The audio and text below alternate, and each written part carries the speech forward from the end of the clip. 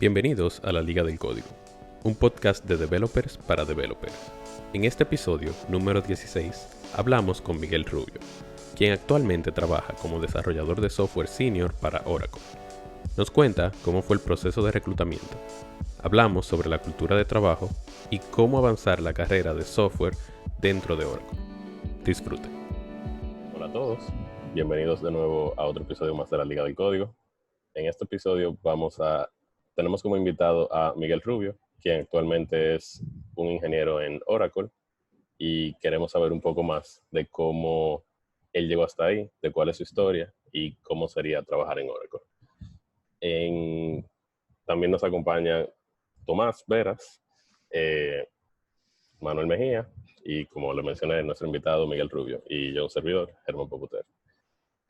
Entonces, Miguel, te queremos hacer una primera pregunta. Háblanos de ti. Sabemos que te dedicas a trabajar en Oracle, pero cuéntanos un poco más de cuál es tu historia, de cómo llegaste ahí. Bueno, todo empezó en la carrera de desarrollo cuando me mudé a Hungría. Yo antes de eso trabajaba en infraestructura, trabajaba con servidores y networking. Luego que me mudé a Hungría, vi que el área era más difícil de conseguir trabajo si tú no hablas el idioma local en infraestructura. Entonces tenía dos opciones, o empezar a programar o aprender húngaro. Y bueno, no La pasó y primera opción será más fácil. claro. Entonces entré en ExxonMobil y ahí estaba trabajando, programando en MuleSoft, que es un middleware, y luego de ahí ya pude entrar a Oracle. No, y eso que tú mencionas de aprender húngaro, húngaro es uno de los idiomas más difíciles del mundo. Tiene, si no me equivoco, 13 vocales. No distingue género cuando tú hablas. O sea, no es lo mismo como que traducir de español o castellano a húngaro directamente. O sea que no es Es fácil. terrible, es terrible. ¿Qué posición tú tienes actualmente en Oracle? Yo soy Senior Software Developer en la parte de UI. Qué duro. Galo, ¿y cómo fue el proceso de entrevista de Oracle? ¿Es tedioso? ¿Es difícil? ¿Es abierto a extranjeros? ¿Cómo es eso? Bueno, en Oracle en general sí he abierto extranjeros, pero aquí en Oracle Hungría la compañía no hace el permiso de trabajo.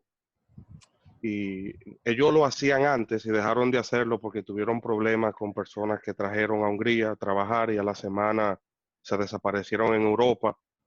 Entonces la compañía tuvo unos problemas por eso y dejaron de hacer permiso de trabajo. Pero con respecto a la entrevista, fueron 3 o 4 entrevistas diferentes con diferentes personas hasta que llegó la entrevista presencial. Y fue una entrevista, fue un poco rara por el hecho de que quien me empezó a entrevistar fueron 2 senior developers del equipo y fue súper casual. O sea, llegaron al salón, me dijeron, ven, entra, yo entré, nos sentamos, empezamos a hablar de cosas random y después de una hora dice uno, mira, la entrevista técnica y sacó un papel y me empezaron a hacer preguntas. Y algunas yo las respondía bien, otras más o menos, hubieron algunas que yo no tenía idea y yo le dije, mira, yo no sé qué es eso. Y él dije, no le paren. Y sacó su laptop, me empezó a explicar, mira, esto es así. Y yo, Bárbaro, qué duro, sí, sí, sí, esto se hace así. Yo, heavy. Y nada, después llegó el manager, que, o sea, el development lead, o el manager, y él llegó, lo primero que me preguntó, Miguel, ¿tú sabes hacer café? Y yo hago el mejor café de aquí. Claro, nítido. Fue por eso que te contrataron. Súper casual. Entonces, luego que ya yo entré, sí el manager me explicó de que, hey, o sea, yo no quiero que tú hagas café, era simplemente viendo cómo tú reaccionabas, ese tipo de preguntas que tú hacías, cómo tú lo manejabas. Entonces, sí, Los soft pero skills. sí, Esa fue fue una tu buena entrevista. behavioral interview. Sí, pero es válido, una buena pregunta para ver cómo tú te comportas. Bárbaro, qué duro. Qué duro, en verdad. Y me imagino, como tú dijiste, que el proceso fue casual, que eran pocas entrevistas, en comparación con otras que son mucho más tediosas. Por ejemplo, la última que yo tomé fueron 11. Yo imagino que es mucho más suave porque ellos se están restringiendo al mercado de allá. O sea, no hay tanta competencia cuando tú estás solamente valorando a la gente válida en un país en el mundo entero. Claro. Como la empresa que te hacen relocation. Pero está duro eso. Sí, Sí. está muy chévere. Sí. Sí, para mí la experiencia más chocante que he tenido ahí en Oracle es la forma en cómo se manejan los equipos. O sea, nosotros somos un equipo en total de más de 100 personas en diferentes países y dentro de cada país, por ejemplo, aquí en Hungría somos 15 en la oficina, pero ninguno trabajamos en los mismos proyectos. Entonces tienen un proyecto grande y lo subdividen en varios proyectos pequeñitos. Y por ejemplo, yo trabajo en el order tracking de todas las órdenes de la tienda de Oracle. Entonces, mi equipo somos 5, hay un UI developer, backend, base de datos, testing y tal Scrum Master. Y es el equipo. Entonces, hay cientos de equipitos pequeñitos y cada equipo maneja una parte pequeña del proyecto en sí. Oh. Y esos 5 están en la oficina de allá, de Hungría. No, conmigo solamente está el backend y yo. Después hay uno en Los México, el otros otro en India. Sí, nice. Tiene alguien de lengua latina allá. sí, sí. Al Bueno, mexicano tú le puedes decir la cosa clara. sí. Eso está chulo.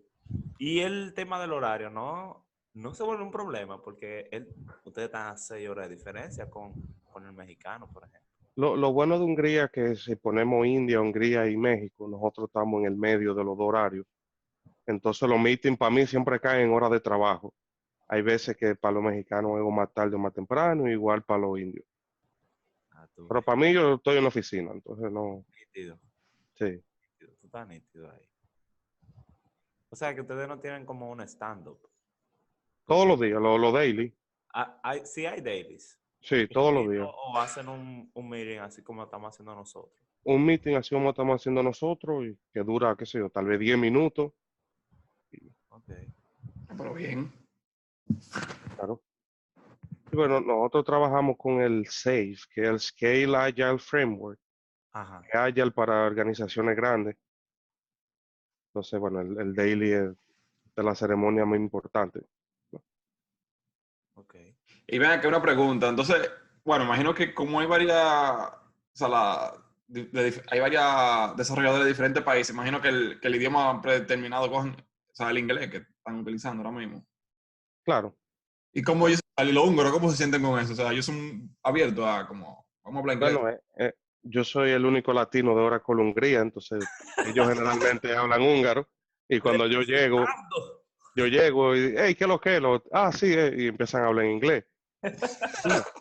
Entonces mi jefe está ahora diciendo, no, yo te voy a enseñar húngaro y lo que hacemos es que cada día yo le tengo que enseñar 5 palabras en español, él me la enseña en húngaro y al otro día, el que no se la sepa, le brindo una cerveza por palabra al otro.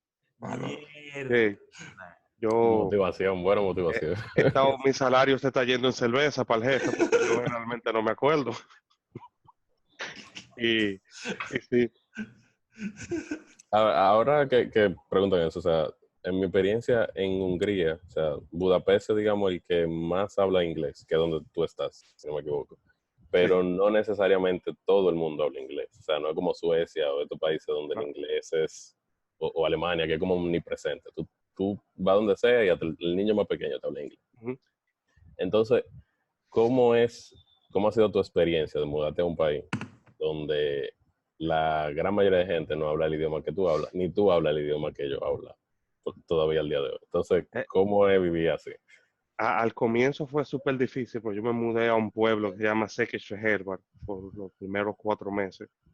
En ese pueblo sí no hablaba inglés nadie hablaba inglés. Yo salía y las viejitas se quedaban mirándome raro, no sabían lo que estaba pasando. Y bueno, luego de ahí que me mudé ya a la capital, ahí sí ya los jóvenes hablan inglés y dependiendo del área en que estén trabajando, los mayores también. Pero en general no todo el mundo habla inglés, ¿no? Yo, porque sé decir varias palabras y simplemente llego y tengo que hablar algo, entonces hablo inglés, si no me entienden, bueno, alguien me entiende.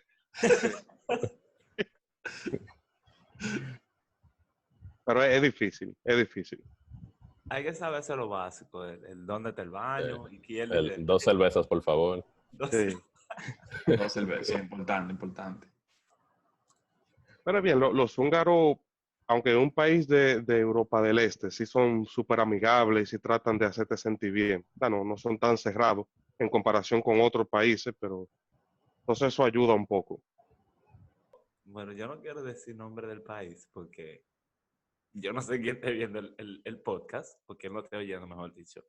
Pero yo sentí en un país de Europa que no le gustan los extranjeros a esa gente.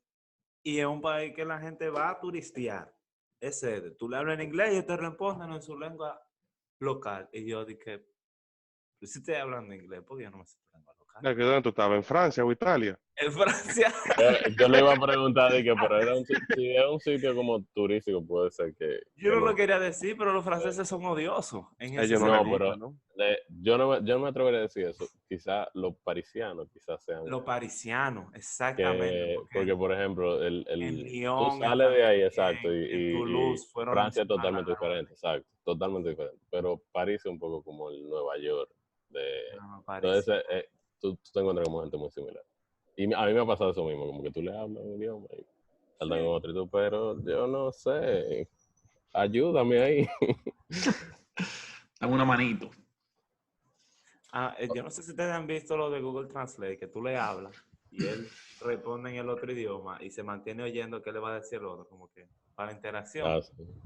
Eso es nítido, eso te saca de abajo la patana en una Pero situación. no tengo húngaro eso. Google todavía no le ha llegado al húngaro bien. Ah, Google, los ingenieros no han podido, no se mira, puede. Kina. Ya yo sé por qué tú estás comprando tanta cerveza, porque si ni Google le ha Es llegado. que no le llega a nadie, nadie le llega. Nadie. Gale, una pregunta, ¿cómo es un día de trabajo allá normalmente? Bueno, nosotros no tenemos un horario fijo de entrada. Lo que si tú tienes meeting o algo, tú tienes que estar al meeting, ¿verdad? No puedes simplemente no ir. Pero no llega al trabajo y te sientas, revisa los correos que hay. Gracias al Señor no hay mucho correo, no hay una corporación así que te llenan el inbox. Pero básicamente, aparte del daily, tú eres que maneja tu tiempo. Si tú quieres llegar y sentarte a trabajar fuera de tu escritorio, en un comedor, en la cocina, en donde sea, tú llegas y te sientas ahí. Si te quieres ir para tu casa, te vas sin problema. Y ya no hay nadie que está arriba de ti preguntándote qué tú estás haciendo, qué tú vas a hacer. Tú simplemente, tú sabes lo que tú tienes que hacer y tú lo haces. Y así. Definitivamente es el primer mundo para allá. Sí, suena Suena como un muy sitio ideal. capitalista. Sí. Sí. Y ellos tienen la oficina equipada de una manera que tú no quieres estar en tu casa. A mí me gusta ir a la oficina. Pues yo llego a la oficina y sé que no voy a tener calor, pues el aire está a buena temperatura. Hay que decirlo en varios sitios donde no quieren poner el aire frío. Aquí sí está frío. Y entonces tienen la cocina equipada con bebida, lo que tú quieras. Tú quieras, te lo coges de la nevera y ya. Tienes hambre, come lo que sea. Entonces, ya, es un sitio super homey. Uno se siente en casa. Muy bien. Sí. Bueno, en mi casa no hay nada, así que yo me sentiría en mi casa. Coge para allá. Voy para allá todos los días desde temprano, desayuno con mi cena. Lo que sí me ha chocado mucho es que se nota la diferencia cuando se trabaja en una compañía de IT a una corporación dedicada a otra cosa, no importa el tamaño que sea. O sea, antes de Oracle yo estaba en ExxonMobil, que es número 2 en el Fortune 500, y una cultura totalmente diferente. O sea, yo no podía trabajar ni siquiera en Gin. O sea, no se podía ir en Gin a la oficina. ¿Por qué? Por reasons, ¿verdad? Pero no se podía ir en Gin. Y el ambiente era súper más político. Uno llegaba y tenía que saludar a todo el mundo. O sea, no es que uno no saluda, pero había que tener conversaciones pequeñas con quien sea, aunque tú no sabes quién es, pero a esa persona ahí. Entonces, era un ambiente diferente. Como que la hora de trabajo se hacía más larga, porque tú tenías que estar pendiente a quién estaba atrás de ti mirando tu computadora, que es algo que es terrible. Entonces yo me he dado cuenta que yo en Exxon cogía home office 3 o 4 días a la semana y aquí en Oracle no he tenido deseo de coger home office ni un día.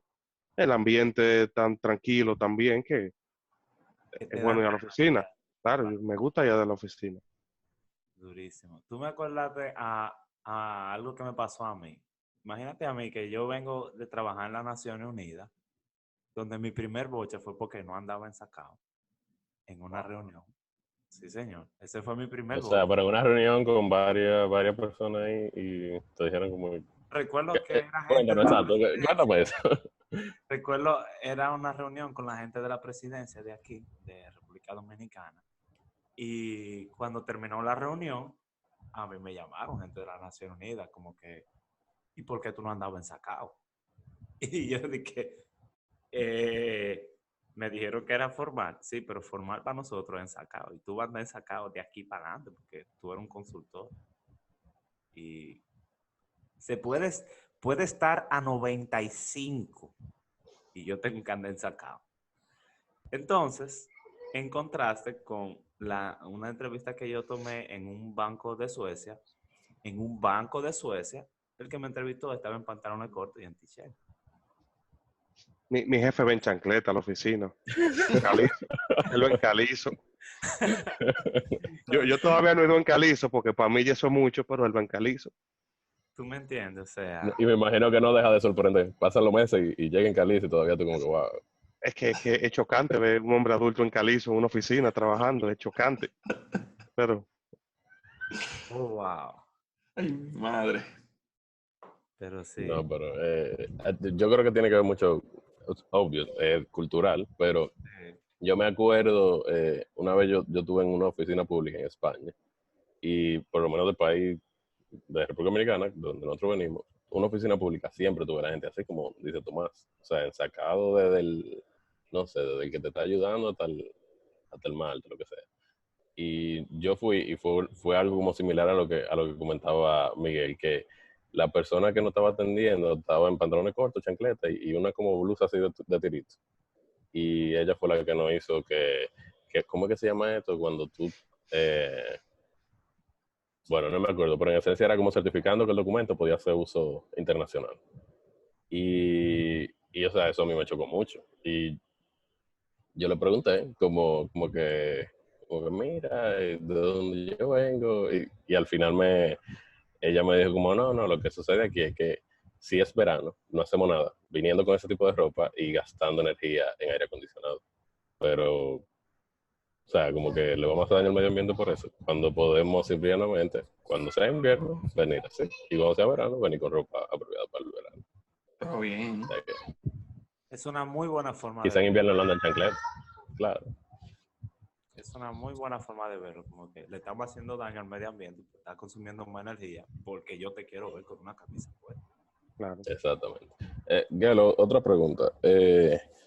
Dado que tú ahora mismo estás en UI, en el frontend, y que recientemente fue que tomaste la decisión de hacer el cambio de desarrollo, digo recientemente porque fue hace pocos años, de lo que tú has visto hasta ahora, ¿hay algún área donde tú quisieras especializarte? A mí me gustaría trabajar más con Java en la parte de Artificial Intelligence. Ahí en Oracle hay un equipo pequeño que trabaja cerca de nosotros, que el equipo completo son estudiantes de PhD de universidades de aquí en Hungría, que lo que hacen es que mientras están haciendo su tesis o research, Oracle los contrata y le dice, miren, vengan a trabajar aquí, siéntense aquí y si hay algo interesante, déjenoslo saber. Entonces tienen un equipito pequeño, como un application lab, y los muchachos hacen magia ahí. Un proyecto en que ellos estaban trabajando es la parte de cómo tú analizas los datos, si tú lo analizas desde el celular o si tú simplemente envías la información a que se analice en un servidor. Entonces ellos están tratando de buscar una manera, sin consumir muchos recursos, de tú analizar los datos de una foto que tú tomes y solamente mandar el resultado al servidor final. Por ejemplo, yo tiro una foto con mía, con una playa atrás, entonces esa metadata que eso genera, diciendo que es una foto de él es el dueño del celular y él está en un sitio tropical porque hay una playa y esta foto se parece a otra que él tiró en tal sitio, en vez de eso analizarlo en un servidor externo, analizarlo en el celular, en el momento. Bárbaro. Que yo no sé cómo ellos están haciendo eso, ni qué eso amerita, pero se oye galáctico, entonces sería bueno saber. No, y lo chévere de eso es que no están usando los recursos en sí de los servidores. O sea, están como que aprovechándose Claro, de los recursos de las personas. claro, Exactamente. claro. Está duro eso. Y ellos te permiten, si tú lo deseas, hacer un cambio de equipo más para adelante o cómo, más o menos como es la política así dentro de tu empresa. Claro.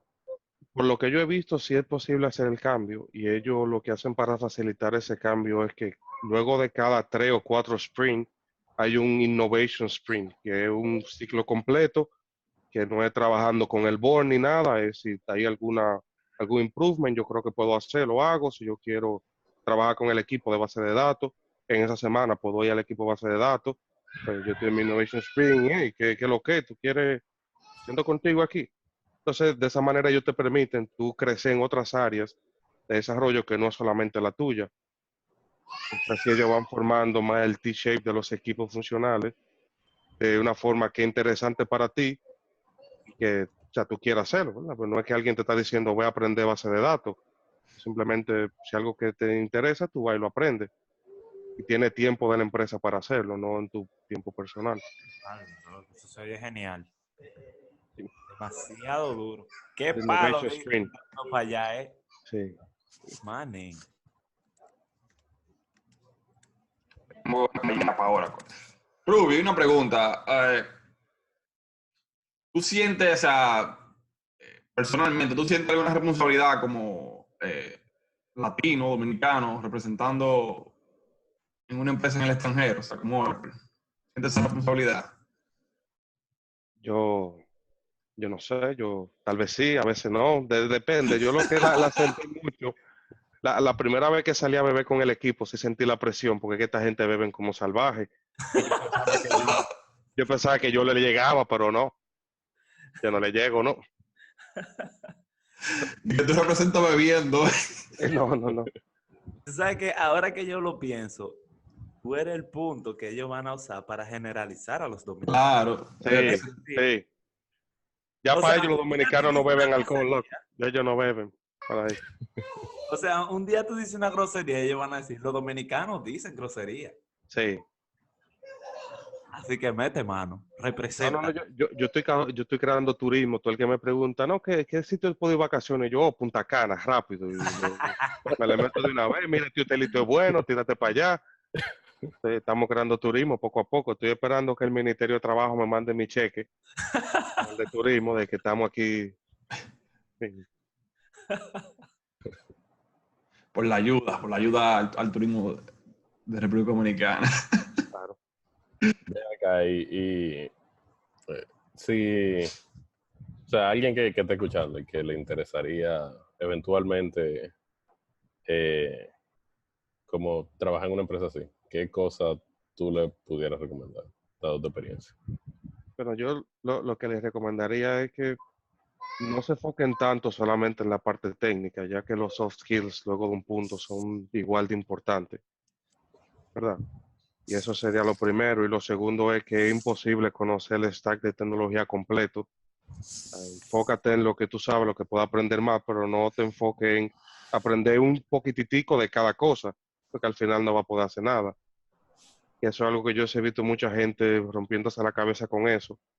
Porque en el área de tecnología hay mucha tecnología diferente que se pueden usar, pero es casi imposible que una sola persona la maneje todas. Entonces, sí. Sabes que tú diciendo eso y me acordó porque yo cometí mucho ese error. Si yo quería, por ejemplo, entrar a Google, yo veía el job post de Google y lo que hacía era que ese era mi guía. Y yo decía, bueno, yo voy a estudiar eso para Y yo si ahí poder. decía 300 cosas, tú te intentabas especializar en 300 cosas. Pero la verdad es que al final del día, y eso me lo explicó un reclutador, fue. Al final del día, ya cuando ya yo tenía más experiencia, que tenía algunos 7, 8 meses aplicando en diferentes lugares y me quemaba feamente. Perdón. Y me quemaba feamente. eh, cuando me pusieron una posición, el reclutador, yo le dije, mira, de esa posición yo cumplo con esto, esto y esto, pero estas otras cosas yo no me las sé. Y él me dijo, mira, para tú aplicar, no es que tú te tienes que saber todo, es que tú tienes que saber con qué el equipo va a trabajar y si te interesa trabajar con eso, entonces tú aplicas. O sea, mira qué diferente el enfoque. El enfoque no es que tú te tienes que saber eso para que yo te contrate, sino es que tú tienes que estar dispuesto a trabajar con eso. Y ya de ahí fue, como dijo Gelo, lo más importante son los soft skills que tú manejes y el expertise que tú tienes en el área que tú has desarrollado, no necesariamente en la tecnología. Y ahora que tú mencionas eso también, o sea, hay mucha gente que entiende, porque así están las dos cosas, existe como el reclutador que dice la posición de JavaScript, ok, ¿qué tan bueno tú eres en JavaScript? ¿Qué tan, o sea, todo es súper especializado en JavaScript, y hay otros reclutadores que, aunque están contratando algo de JavaScript, le interesa más como el contexto de la aplicación que te están contratando, o sea, bueno, esta es una aplicación que maneja mucha analítica, mucha data, y andamos buscando ingenieros de software que sean buenos per se. O sea, el lenguaje tú lo aprendes, pero queremos a alguien que al momento de que el frontend recibió, no sé, 50,000 rows de una base de datos, porque lo ponen en una tabla pivote, así, en un pivot table, cómo tú vas a manejar esa memoria, cómo tú vas, porque al final el browser también puede, es capaz de hacer muchas cosas, digamos, y tú pudieras que una aplicación sea más lenta, más rápida, según qué tan buen ingeniero o qué tanto conocimiento tú tienes de eso, de manejo de memoria, manejo de recursos. Entonces sí, o sea, se ven los dos casos. Y es como tú dices, no vale la pena tanto como especializarse en tantas cosas. Mejor tú coges algo que te guste, especializarte en eso y eso te va a diferenciar de otros ingenieros. Creo que lo más efectivo al final fue, creo que una de las cosas que más puertas me abrió, más puertas de las que yo me imaginé, fue un proyecto que yo hice para aprender una tecnología que hicimos un grupito realmente. Queríamos aprender React Native, queríamos hacer una aplicación móvil y nos pusimos ahí a hacerla al pasito, la hicimos pública en GitHub y esa aplicación sale a relucir en casi todas las entrevistas que yo tomo y eso es como la llave que me abre la puerta. Al final, lo que ellos vieron de ahí ni siquiera fue el código, fue cómo se manejaron los pull requests, cómo se manejaron los issues, cómo yo trabajo el feedback que me dan sobre un pull request, es decir, los soft skills, en ese sentido. Y el expertise de conocer el proceso de desarrollo, el ciclo completo, es lo que vale a la hora de la verdad. ¿Alguno de ustedes ha pensado aplicar una posición más de management dentro de un equipo de desarrollo? Es una muy buena pregunta, la verdad. Muy buena. Tú sabes que, sí, a mí me ha pasado por la cabeza más de una vez, pero, ¿qué te digo? Yo al día de hoy no me siento, o sea, yo no quiero dejar de programar en esencia al día de hoy. Entonces, yo sé que una posición de management viene con ese, digamos, añadido. Tú vas a tener de repente más meeting, más parte burocrática, más parte de manejo de personal. Y tú pasas de ser de un programador a un, perdón, tú pasas de ser de un programador como a un enabler, como a un habilitador. O sea, te vas a convertir en esta persona que va a habilitar que su equipo haga el mejor trabajo posible. Entonces, no sé, o sea, yo lo he pensado, pero todavía, por lo menos yo personalmente, no lo he decidido porque la otra parte siento que me gusta más. O sea, yo soy de ese tipo de gente que hasta escribe un test y cuando ve que el test pasa me siento como que, bárbaro, ¿qué hago? Y luego refactorizo un código y como está el test ahí y el test sigue pasando y ahora el código está mejor que antes, me da como esa emoción interna, como que, ok, nítido, perfecto, sigamos. Entonces, como eso todavía a mí me da tanta satisfacción, yo prefiero quedarme en el lado técnico por ahora. A mí o sea, me ha pasado la misma pregunta por la cabeza, pero yo digo, oye, que de igual forma, o sea, me gusta demasiado programar, me gusta crear cosas, o sea, no me gusta como nada más la parte, vamos a llamar, que si tú entras en una parte ya como más administrativa. Lo que sí me gusta es, por ejemplo, que me ha pasado cuando yo entro como Team Lead, que manejo, o sea, estoy tirando código, pero también como que organizo parte de la tarea del equipo y eso sí como no es management, pero tienen parte de, entonces eso como que es el punto medio que me gusta, pero de que pasarme full a un área de management, no. Claro, yo le hago la pregunta porque ahora mismo mi jefe está buscando un manager para que lo reemplace a él como manager, para él bajarse de developer otra vez. El día. O sea, El él diante.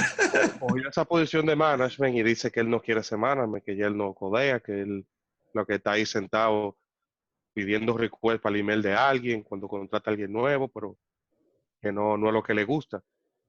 Entonces, generalmente alguien ve eso como, wow, me ascendieron, ya no tengo que programar, pero si lo que te gusta es tirar código, eso es, semanas no te importa.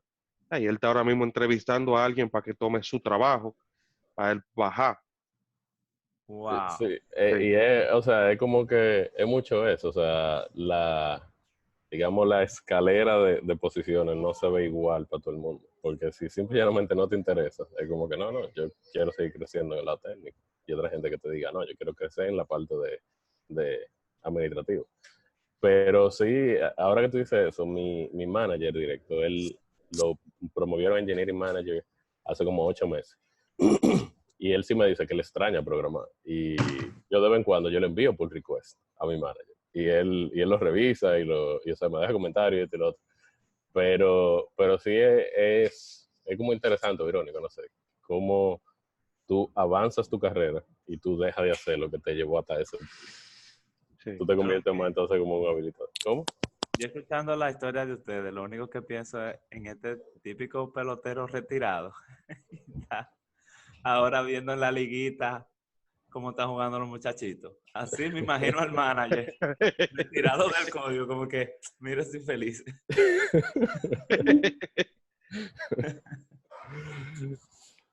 Ey, una pregunta, Popoter, cómo son las posiciones de developer allá donde estás trabajando? O sea, ¿tú tienes junior, developer y senior o hay renglones dentro de esa? Por ejemplo, Hay hay junior diferentes 1, 2. niveles. Sí, exacto. Está el junior, después está software engineer del 1 al 3. Después hay senior, y los senior van del 1 al 3 también.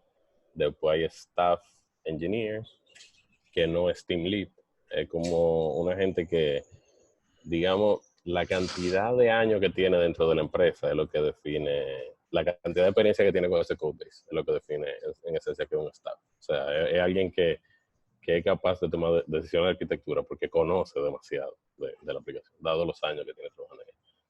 Y luego está el team lead, que es como, ahora, a diferencia de engineering manager, team lead sí me interesaría hacer, porque todavía tú estás programando, hay más como arquitectura donde tú tienes que tomar decisiones, hay más quizá pull request que tú estás mirando porque van a hacer cambio de arquitectura.